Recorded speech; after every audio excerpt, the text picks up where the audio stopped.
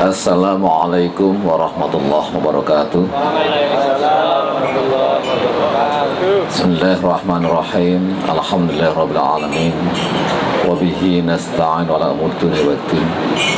Wassalatu wassalamu ala asyrofil anbiya'i wal mursalin sayyidina wa maulana Muhammadin wa ala alihi wa ashabihi ajma'in wa ba'du. Yang saya hormati Bapak Haji Dr. Andes Haji Urip Mas Duki MAG MSI yang sudah husnul khotimah dalam bertugas, dan saya berharap seperti beliau husnul khotimah, amin. Sebuah perjalanan panjang 33 tahun yang dilalui, yang pasti banyak tantangan, ujian, hambatan, hingga oleh beliau Pak Kusnandar dianggap sebagai manusia penyabar. Karena kesabaran tidak mungkin lahir tanpa ujian kesabaran. Yang saya hormati, ini senior saya semua ini, kalau bicara senior, guru saya juga, karena kalau di struktur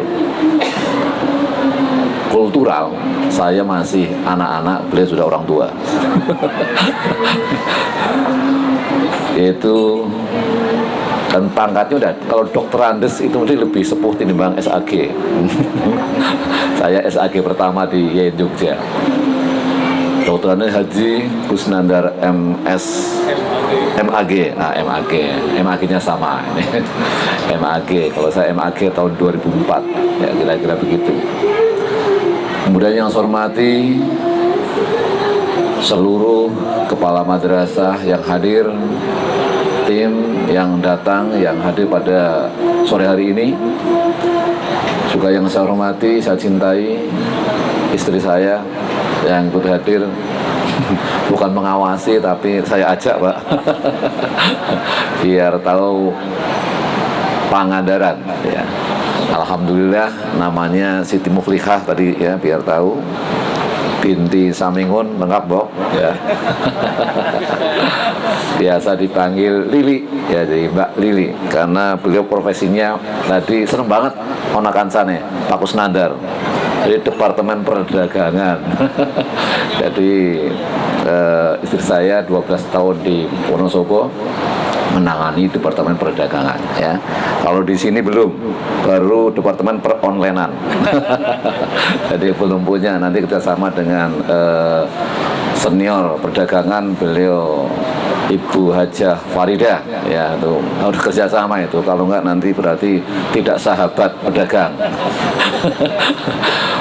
Kemudian itu, dan saya punya anak 3, sekalian kenalan itu, ya, ta'aruf biar tahu tuntas, ya.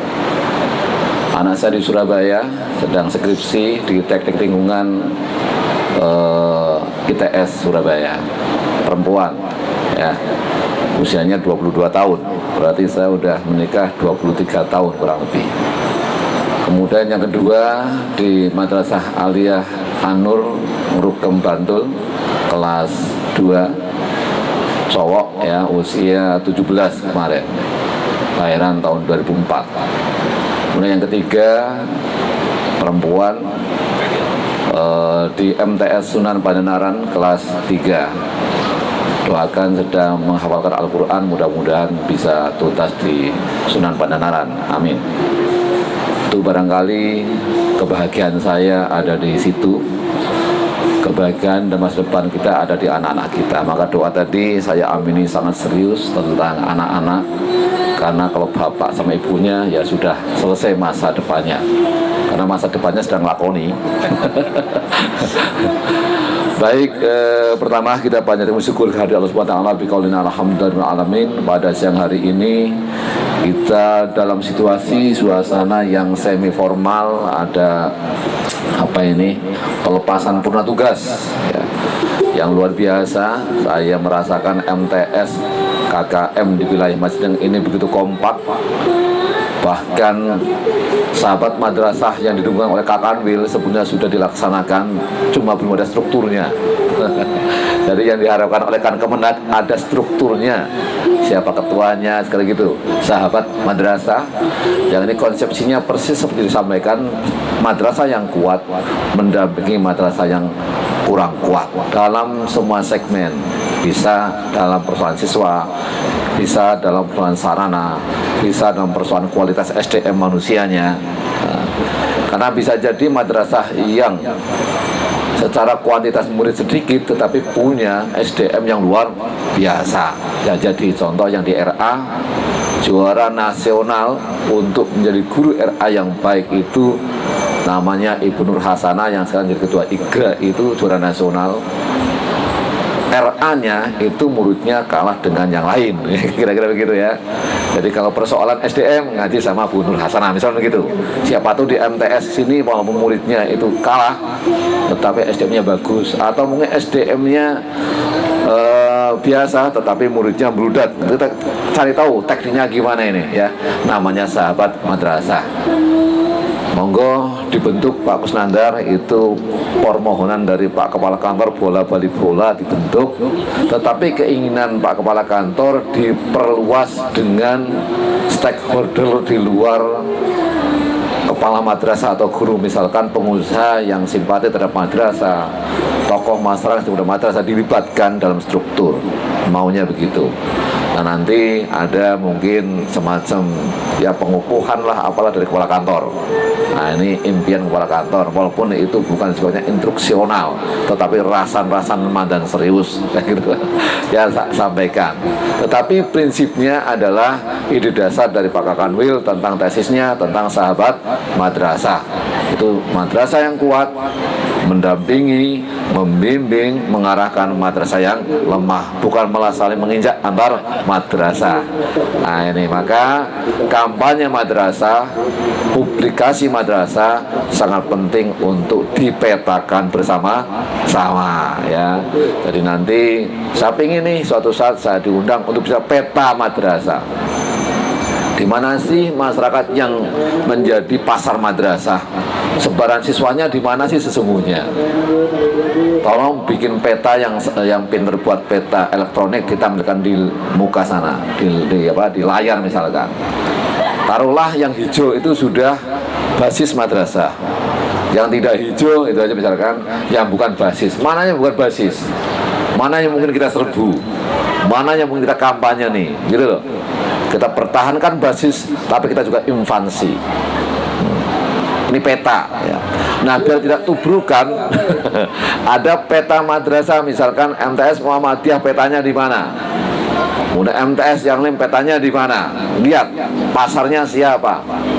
Nah, nanti yang nyerbu itu jangan nyerbu pasaran tetangganya atau temennya atau sahabatnya. MTS misalkan sama-sama madrasahnya saling serbu, pasarnya sama, itu ini malah nggak bagus. Nah, kita lihat, ini penting strategi untuk kampanye madrasah. Pak Mikun, di mana petanya?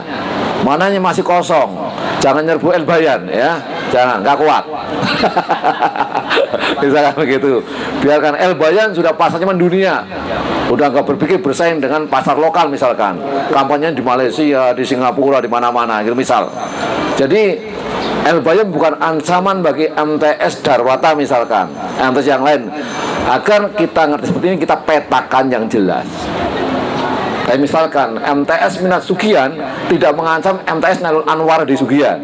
Kenapa? Karena segmen pasarnya berbeda. Karena MTS Minat itu basicnya itu pesantren yang itu kadang dari Lampung, dari mana gitu. Walaupun belum dari luar negeri kayak El Bayan misalkan.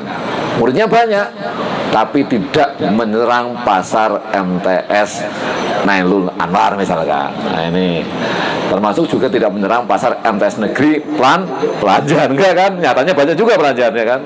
Jadi ini yang harus kita petakan bersama-sama agar ada emosi, saya bilang, ada perasaan bersama, ada chemistry di antara madrasah. Kalau tidak seperti ini, kita kadang-kadang lucu, udah sedikit perang sendiri, kan lucu. Saya nyerang Pak Mikun, muridnya misalkan 20, tampil 10, tinggal 10.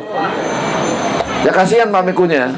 Saya juga diserang sama yang lain, murid saya 30 serang ambil 10, ajik juga murid saya. Tapi yang lain tetap lenggang. Maka disinilah pemetaan ini menurut saya penting pada suatu saat, tolong dipetakan ya. Jadi peta sebaran siswa di tiap madrasah harus ada. Nah, ya kan, termasuk juga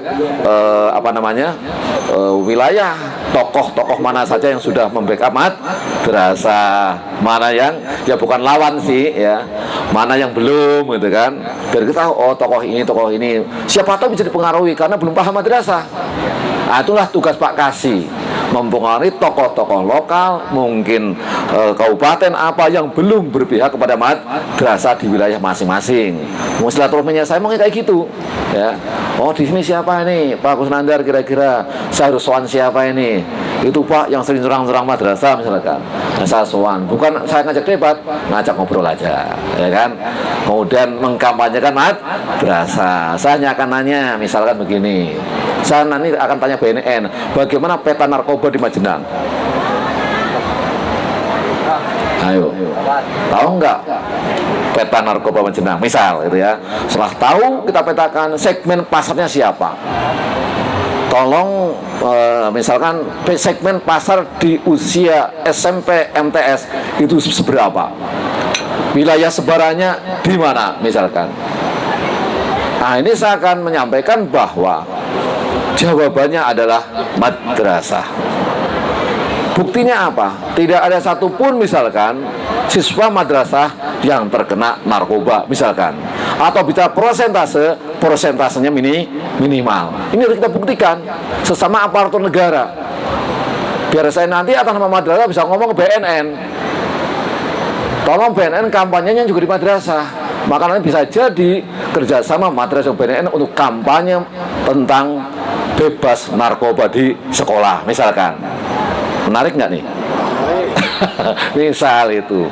Dengan LH saya sudah ngobrol. LH jangan hanya sekolah toh dong, libatin madrasah dong. Kalau serius tidak hanya lomba tapi pendampingan. Jika ada madrasah yang mengkualifikasi untuk misalkan madrasah Adiwiyakta punya potensi, tolong dikasih kurikulumnya. Kenapa? Karena kemarin saya di wilayah mana yang juara Harapan sama juara 3 Jawa Tengah itu, MTS Ma'arif Sikampuh ya. Sananya sama gurunya ternyata belum punya kurikulum. Terus saya ngomong sama LH jika mau masuk sekolah atau madrasah, tolong berikan kurikulum LH di sekolah atau madrasah. Misalnya kelas 1 kurikulumnya apa, 2 apa, 3 apa, implementasinya kayak apa. Jadi tidak sekedar sekolahnya hijau. Karena bisa jadi nanti yang menghijaukan bukan siswanya, tetapi Pak Bonya. Kemudian kepentingan wilayah pendidikannya mana? Peduli adiwiyatanya mana? Sasarannya ini Pak Bon atau siswa? Ya enggak? Kesadaran LH ini adalah untuk siswa. Jadi siswa yang nanam, siswa yang merawat, gitu loh. Nah ini harus dikurikulumkan. Ternyata kemudian kepala dinasnya kebetulan ngobrol dengan saya pas Pak Ketua datang, mantuk-mantuk, iya betul, ya iya harus terus begitu. Nah kalau udah ngomong kurikulumnya ada, programnya ada, anggarannya harus ada dong dari Pemda, bukan dari madrasah. Ini kan untuk kepentingan wilayah Kabupaten Cilacap, bukan hanya untuk madrasah. Logis nggak nih? Kalau saya ngomong begitu sama Bupati, yang saudaranya Bu Ida itu.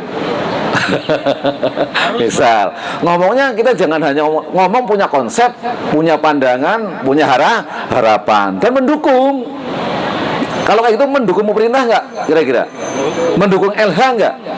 Wah, kita pasang badan, maka data nanti mohon siswa madrasah ada berapa nanti tak lihat.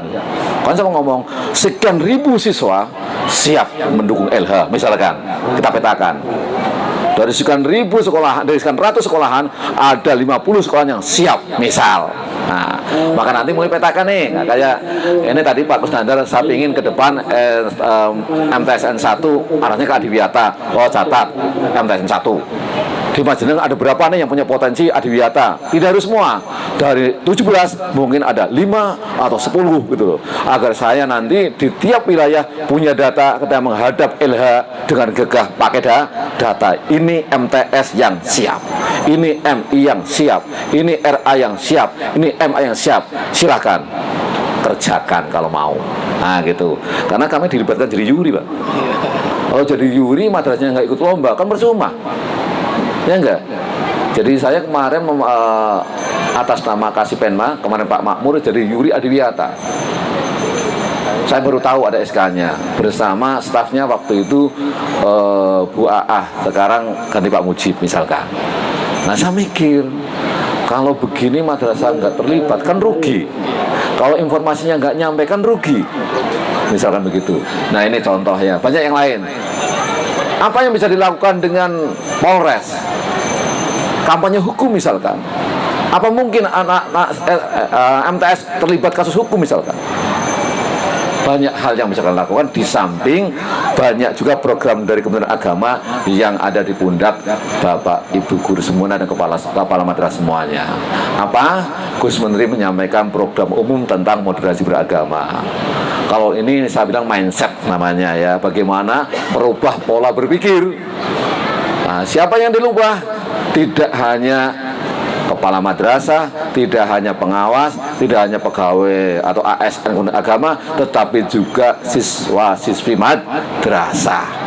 Maka guru bisa buktikan, ini loh metodologi moderasi beragama. Ini loh alat peraga moderasi beragama. Ini loh praktek moderasi beragama di sekolah. Buktiin gitu. Maka nanti saya akan gagah dengan video-videonya. Gusman, madrasah sudah moderasi beragama. Nih buktinya, nih videonya, gitu. Ini loh ada guru, wah bagus ini alat peraga moderasi beragama. Misalkan menemukan metode mengajarkan anak MTS paham beragama dengan metodenya, dengan alat peraganya, dengan prakteknya. Misalkan diajak misalkan MTS berhadapan dengan gereja misalkan, ada kerja bakti bareng misalkan, misal itu di video dong, dikasih judul apa namanya, penerapan moderasi beragama di madrasah gitu. Jadi tidak hanya lisan. Nah kalau udah begini, walaupun hanya beberapa, kirim ke Kanwil, kirim ke Jakarta. Ini loh siap, kapan Gusman ke Cilacap? Gitu, baru apa, moderasi beragama Gus, gitu. Ya jadi satu, tahun moderasi. Kedua, mandi bermoderasi. Yang ketiga, tahun toleransi. Nah ini ya, tahun toleransi ini. Jadi tiga hal ini yang didengungkan di mindset pemikiran dari Gus Menteri kita. Dan ingat pidato pertamanya, agama menjadi inspirasi bukan aspirasi. Tolong dipahami. Ini mindset saya bilang, cara berpikir. Kalau profesionalitas keguruan, kemadrasahan, saya nggak ngujaik lah ya. Sering di diklat nggih, Pak Guru, Bu Guru nggih. Ini kan Pak Guru, Bu Guru yang mendapat tugas tambahan. Kepala sekolah kan tugas tambahan ya Pak ya. Walaupun tugas tambahannya lebih nyetrasi timbang tugas utamanya. Kira-kira begitu ya. Jadi sumber inspirasi, nilai-nilai keagamaan yang menjadi inspirasi. Saya sering memaknai bahwa Al-Quran, hadis adalah nilai-nilai kebenaran dari Tuhan. Nilai kebenaran saya bilang. Secara tekstual harus dibongkar apa nilainya, dipahami. Maka muncullah ahli tafsir untuk membongkar nilainya. Maka muncullah kitab-kitab kuning yang mencoba pahami apa isi Al-Quran dan Al-Hadis menjadi pesan moralnya. Maka lahirnya kitab fikih yang ada rukunnya, ada yang batalinya, membongkar nilai-nilai yang ada dalam Al-Quran. Nilainya Pak, menginspirasi kehidupan manusia, termasuk madrasah. Jadi ini paling enggak hitungan kuliah sore, S2 Pak. Nah, saran kita begini, saya pengen serius. Kalau nggak begini, nggak jauh itu nggak serius. Ini kan diklat, nggak bisa pergi. Kalau di Majenengan pada pamit ya, kalau ini kan nggak bisa pamit, kepaksa dengerin saya. Baik. Terima kasih yang saya hormati Bapak Urip ya, saya luar biasa sekali lagi. Saya serius menyampaikan 33 tahun beliau mengabdi. 33 tahun pula kemudian beliau bisa husnul khotimah. Faktanya dia selamat minimal secara formal. Tidak mudah loh ASN selamat. Ya enggak? Naudzubillah tidak selamat kan gitu. Pak Urip, selamat Pak Urip. Selamat ya kan? Selamat. Luar biasa. Justru saya dengan orang yang pensiun selamat saya kagum, Pak. Kenapa? Karena ujiannya tidak sekedar ujian pekerjaan, ada ujian keluarga, ujian sosial, ujian yang lain yang itu kadang tidak diomongin. Itu loh. Yang kadang itu jauh lebih berat dibanding ngurusi MTSN. Tapi kira begitu. Makanya kadang-kadang hanya tersenyum oleh persoalan MTSN karena ada persoalan yang lebih berat. Gitu loh. Ada kasus-kasus di MTSN, ada persoalan ABCD, apalagi sekedar mohon maaf ya, urusan aplikasi dan profesionalitas pekerjaan teknis kok jadi membuat stres. Itu nggak penting amat sih gitu. Kenapa? Karena mungkin kehidupannya lebih berat. Itu orangnya hebat, Pak. Orang yang hebat pasti ujiannya berat. Wah, jadi kepala santai banget loh. Tapi beres kabeh urusannya. Kenapa? Karena beliau berpikir, lah itu kecil. Karena biasa memangku beban 1 kintal, dia hanya dikasih 1 kilo atau 5 kilo. Mesem kok. Iya, gitu. Iya enggak? Mesem rampung. Dan saya meyakini itu. Jadi kepala sekolah ini sebetulnya bebannya itu bukan kepala sekolah yang berat, tapi di luar kepala sekolah, yaitu beban keluarga. Maka kata Nabi gitu ya sederhana, keluarga itu bertetangga misalkan. Kenapa bertetangga itu menjadi ukuran keimanan kita? Karena tetangga itu berjejeran dengan kita. Karena tetangga tiap hari ketemu sama kita. Bahkan saudara kalau baik buruk itu tetangga juga yang akan nolong kita.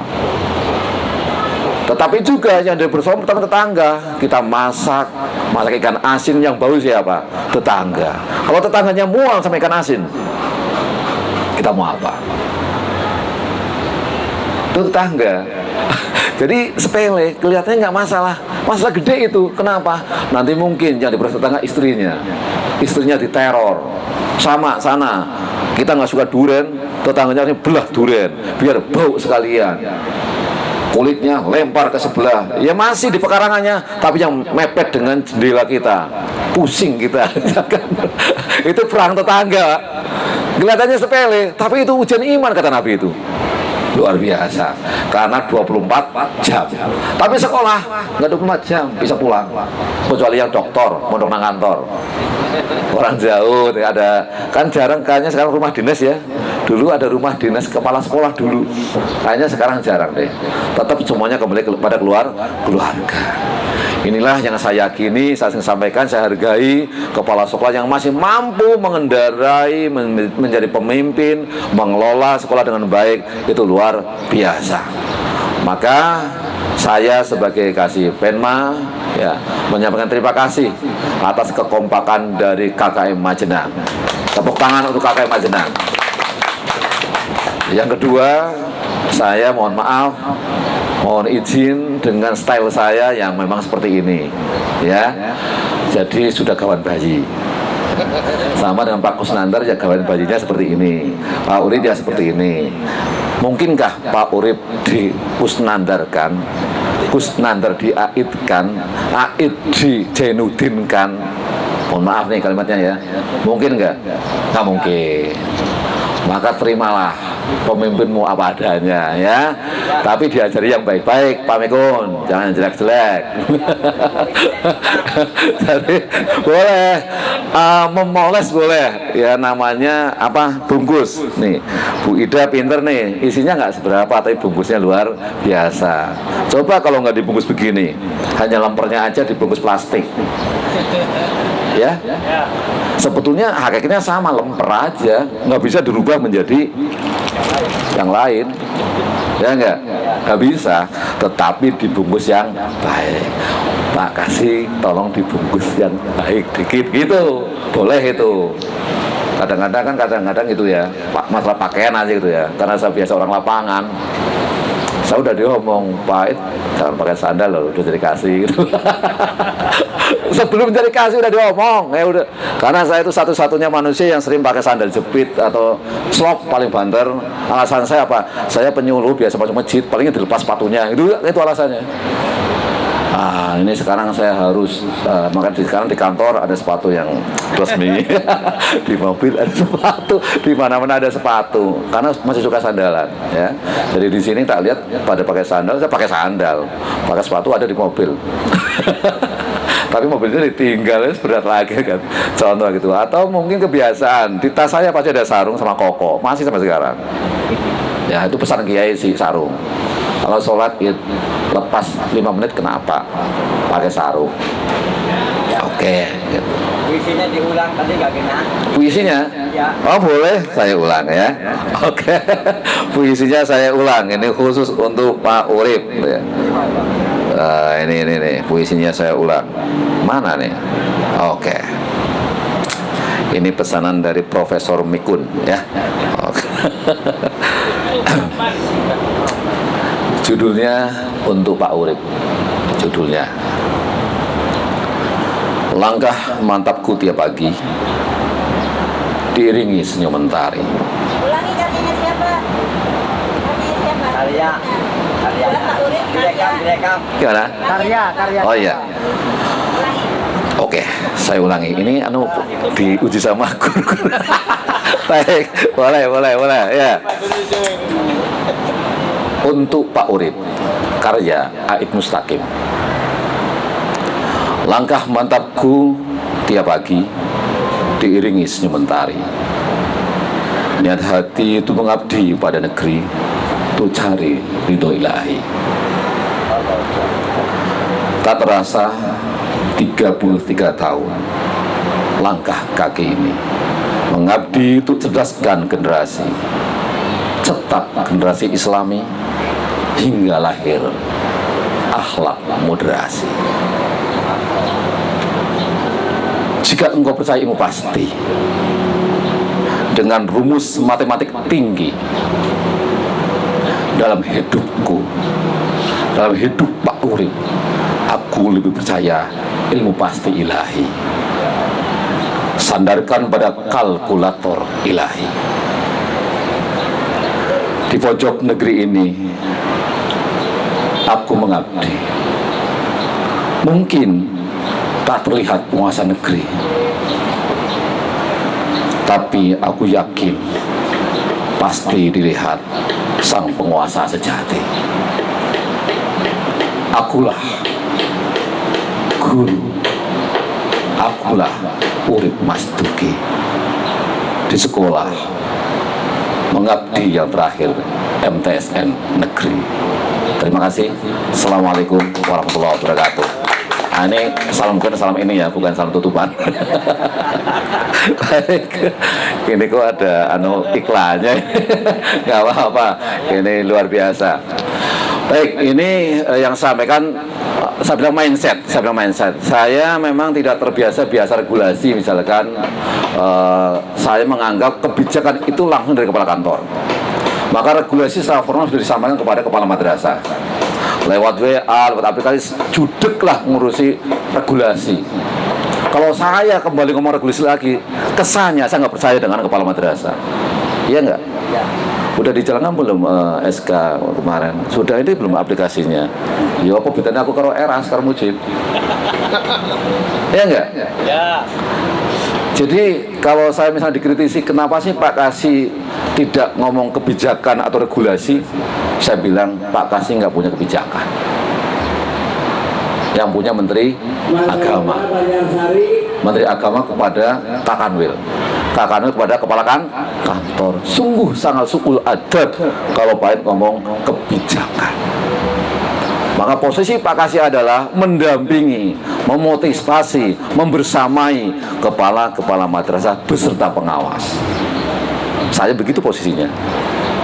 Jadi kalau tanya kebijakan, nanti yuk cari sendiri, pelajari bareng-bareng bagaimana strategi untuk menerapkan kebijakan, boleh kayak gitu.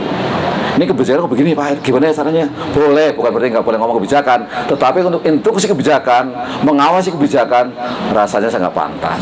Kenapa nggak pantas? Sungguh terlalu. Saya udah paham, kepala madrasah itu sudah jungkir balik, sudah maksimal kerjanya, kecuali ada laporan kepala madrasah yang tidak ikhtiar maksimal. dengan fakta-fakta lapangan, baru tak tanya, wis bosen apa dari kepala gitu paling. Kira-kira begitu ya.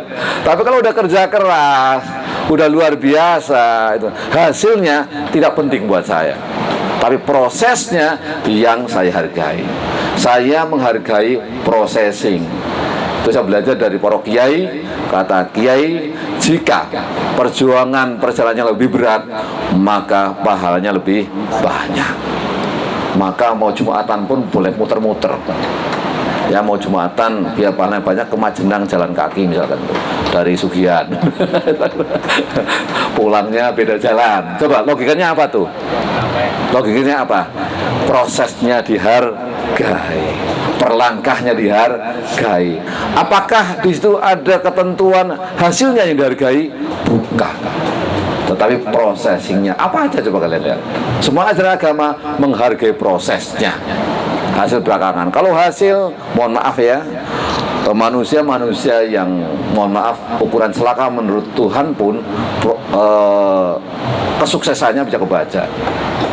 Kalau kita mau jujur, misalnya pemerintahan yang solid kemudian menjadi negara besar, Mesir lah siapa penguasanya, ya kan? Nah, tapi Al-Quran mengatakan ini penguasa yang buruk. Ayo, ya kan? Nah ini, jadi kalau menurut saya processingnya, dan mudah-mudahan kita kemudian masuk kepada wilayah manusia yang soleh dan solehah. Itu aja. Karena susah kita mau menilai apa coba. Hak manusia, menilai manusia itu ya hanya formalisme saja menurut saya. Ya ada ukurannya sih, apa namanya, penilaian kinerja kepala madrasah misalkan. Adalah ya ukurannya. Tetapi untuk menilai hakikinya ya nggak bisa gitu kan. Kira-kira begitu. Karena kalau Allah udah mau ngangkat derajat manusia yang lain, kadang-kadang ikhtiarnya hanya sebentar, hasilnya banyak. Ikhtiarnya yang begitu keras, hasilnya maksimal. Yang udah kerja keras, hanya sedikit. Di dunia apa aja. Kayaknya saya jadi kepala madrasah hanya kayak gini-gini di sini. Kok banyak muridnya ya misalkan. Saya kemarin di sana udah mati-matian, muridnya nggak ada pendapat misalkan. Sama meyakini kok Tuhan punya ikut campur tangan di situ. Walaupun ada ilmu manusia, ya enggak? Ada ilmu ikhtiar. Itulah konsepsi saya bilang Islam moderasi dengan konteks akidah, meyakini ikhtiar maksimal, hasil terserah Tuhan. Itu moto saya biasanya di mana-mana. Ikhtiar maksimal, hasil terserah Tuhan. Jadi tidak mudah nyalin manusia yang lain. Tidak kemudian mengatakan seperti ini loh, kayak saya loh.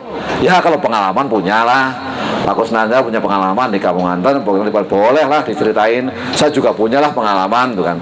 Yang dilalah ada yang sukses, ada yang tidak. Saya juga ceritakan di Wonosobo dari guru Weta Bakti, kemudian ikut mendirikan sekolah, madrasah dan sebagainya. Adalah sedikit pengalaman. Kemudian yang gagal juga ada. Kampanye madrasah juga dilakukan macam-macam. Nah, ini membuat kita itu semakin menghargai orang lain. Itu aja hasilnya.